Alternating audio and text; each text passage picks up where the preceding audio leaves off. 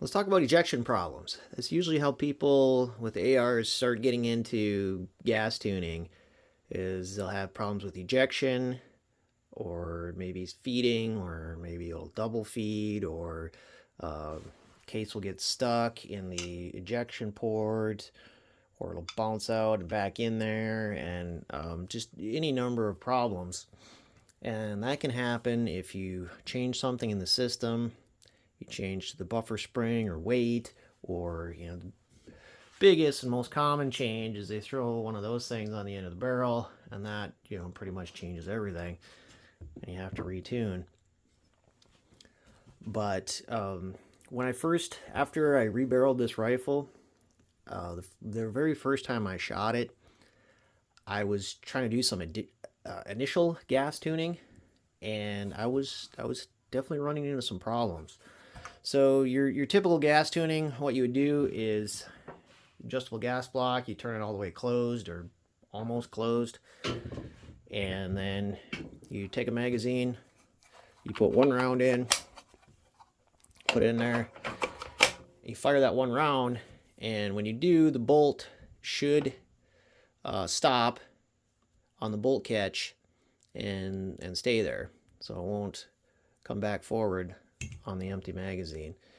If that doesn't happen, if it does go back in the battery, it usually means that it didn't go back quite far enough to hit the bolt catch, in which case that means you don't have enough gas. You go to the gas block, you open it up a little bit more, and you do that over again until it'll lock back on an empty magazine, and then you give it open it up a little bit more, just so that it'll be reliable in cold weather and when your rifle's dirty and all that. So anyway, I was doing that, and I was having problems because it would lock back, but the brass would just sort of dribble out, or in some cases just sort of swing around and be stuck back in there like that. So I was getting poor ejection, even though it was locking back on the empty magazine. So I thought, okay, we'll turn the gas up a little bit more, and a little bit more, and a little bit more, and I kept doing that, and it started to eject a little bit better, but then at a certain point, it wouldn't lock back on the magazine anymore, and I thought, well, that's weird. So I kind of gave up on it for then, and because I was going to start shooting some groups, and I usually shoot one round at a time anyway, and I was going to reassess after I'd loaded up some hand loads. Well, I got to thinking about it, and of course, ejection is definitely dependent on gas volume, gas pressure. So your gas system definitely comes into play, but there are some other pieces right on your bolt. So specifically, the ejector. Get this to focus. The ejector. It's got a plunger style ejector and the extractor. So these are both under spring pressure. And what I noticed is, let's see if I can do this. So this is my bolt. This is my buddy's bolt. It belongs in this rifle. This is mine out of my 6 Creedmoor. And this is a JP enhanced bolt, and it's quite a bit newer and so on. Whatever. I don't know if I'm going to be able to show this properly, and it's hard to show how hard I'm pushing on this thing. But if I just take a screwdriver and try to push in this plunger ejector, it's not too hard to do. Okay, well, I don't really have any, baseline, so I don't know if it's good, bad, or whatever. But if I take my bolt, which I know ejects very well, and I try to push on this plunger ejector, it's hard to show, but man, it is really hard to push this thing. Like, I'm struggling a bit to push the thing down, and I'm probably going to jab myself with a screwdriver. So, okay, I got to thinking, that's right. This bolt actually came out of my the original DPMS rifle that's like 15 years old, and it's probably got, I don't know how many thousands of rounds on it. So odds are that the spring inside here is just shot for the plunger. And then another issue that you can have is if the extractor here, if the spring on the extractor is a little bit weak, that it will lose grip on, let me grab a case. So the way this works is this hooks into here like this, and it hooks on this case rim. And if this is a little bit weak, it'll actually let go of the case a little bit too soon. And that can be problematic as well. So again, trying to show this, I'm like, all right, well, let's see what kind of spring pressure I have. And look, it's pretty easy to move that thing. Now again, compare that to my bolt. Come on, focus.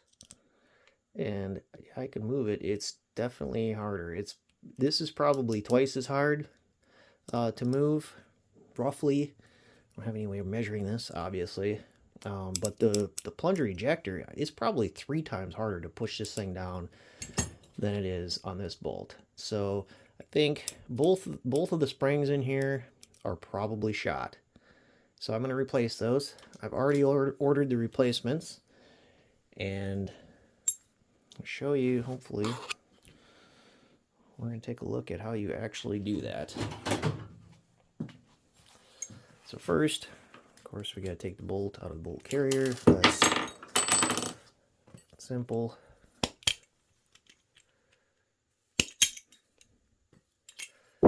Okay, we got our bolt. Now, the extractor is pretty easy. There's a, where the heck is my bunch? Okay. There's just a pin right here, and you push that out, and just do this on camera. Like, it's not difficult at all. Like, I can just push it out with hand pressure, and there we go. My extractor's out. In fact, you should do this sometimes. I don't know. I don't do it as every time I clean the rifle, but maybe every other time, every couple of times, because, you know, especially when you're shooting suppressed, things get really dirty, and it can definitely get dirty in here, and your firing pin channel is in here. If that gets gummed up, then you're going to have problems. So a lot of times I'll take this out, and the other thing that can happen, you get a lot of carbon underneath this. Come on, focus. Underneath the little extractor lip, and then you don't have quite as much lip, and you just got to kind of scrape that out. Anyway, that one's easy to get out, and let's see. This is the spring right here. You can see it looks a little worn. So we're going to replace that spring. And the other one that we got to get out is the ejector. That one's a little bit more difficult. There's just a roll pin in here. You can see this hole here. And all you do is you get the right size punch. In this case, I've got, oh, come on, let's show what size it is. Yeah, 1/16 punch, and you just drive it out. And I'm pretty sure you can drive it out from either end. But the difficult part about this is that this is under spring pressure, and so you want to be careful. You probably have something like this blue shop towel that can launch into and be captured so it doesn't go flying across the room and you never see it again. And then the other kind of difficult part is just holding the thing and being able to drive this out while also giving the spring, or sorry, the roll pin somewhere to go. I just like to put it on some cardboard. That way, when I drive it out, it just kind of pushes the roll pin into the cardboard. And that typically works pretty good. So I'm going to take my special gunsmithing hammer and just drive that baby out. Okay, there we go. Look. My roll pin stuck right in my cardboard. And then, of course, I have that right now. My punch is kind of stuck in there. And so when I take this out, I want to be careful because that ejector might come shooting out, and it didn't really. Anyway, there it is. There's the plunger and the spring still in there. Here's the spring. And let's look at this spring. I mean, it's hard to tell about a spring just by looking at it. It looks like a spring, but you know, as we saw, it definitely doesn't have as much pressure as my bolt does, and considering the number of rounds that I know is on this bolt, it's just time to be replaced. So I'll get those, I'll get the new parts and we'll put it together. Okay, we got new springs. These are from Tactical Springs. These are AR-10 308 style AR springs. I have ejector and extractor. I've already put the extractor springs into the extractor.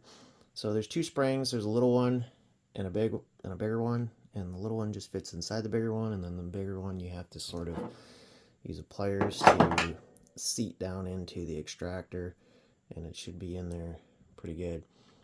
So we're going to install that back in the bolt, and I'm going to try to do this all on camera, and it might get interesting. The extractor is pretty easy. Put that in there, and you usually just a little bit of thumb pressure, and you can get the pin back in there. Maybe. Ooh. Yeah, that one's a little bit stiffer than the one I took out for sure. Okay. So that was easy. Now, the ejector, that's going to be a little bit more difficult.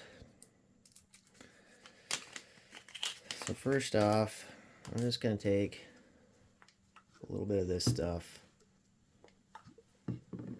and just sort of just put a nice light coating on there.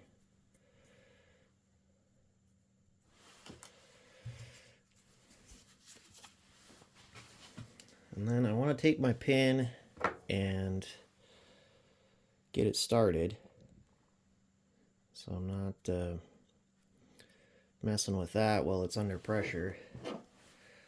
Just use my pliers to push it in there a little bit. Okay, so I got my pin started. Now I like to put my extractor on first, so then I can actually use just a case to push in there and push the plunger down. And this is where things get interesting, because this is going to be under pressure. You know, you put the spring in the hole, and then the plunger, but then you have to keep the plunger pushed down while you push this pin in, and that can be difficult because it's going to be under pressure. And if it slips off of there, your plunger is going to go flying somewhere, and you may never find it again. So I'm going to take this case and hook it under the extractor lip here, and my plan is I'm going to push that down, and then as it's pointed here towards this shop towel, in case it flies out of there, it should be captured by that. Maybe. Okay, more shop towels. And then I'm just going to try to push the pin in against the bench here and hopefully get that seated. So here goes. There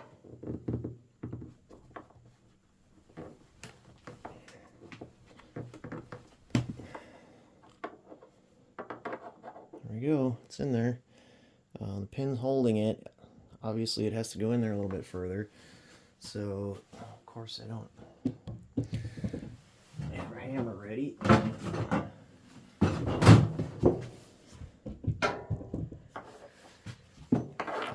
I'll just tap her in. And I want to use, it's pretty good, but we want to get that just a little bit under flush so it's not dragging on anything. So I'll use my punch and just sort of give her a couple more taps. Seat her down there a little bit under flush. That looks good. Look at the other side. Yeah, it's not coming out the other side. So that looks pretty good. I push my extractor. Oops. Pushed it too hard. And there we go. Reassembled bolt. Now, I'm going to kind of compare this against my bolt to see if my springs are any stronger than the old ones that I took out of there. And yeah, it seems to be. Still not quite as stiff, I think, as this my JP enhanced bolt there, but it's definitely a lot stiffer than it was. So that should help with the ejection on this rifle. And this thing should be ready to reassemble, and then we'll go do some gas tuning.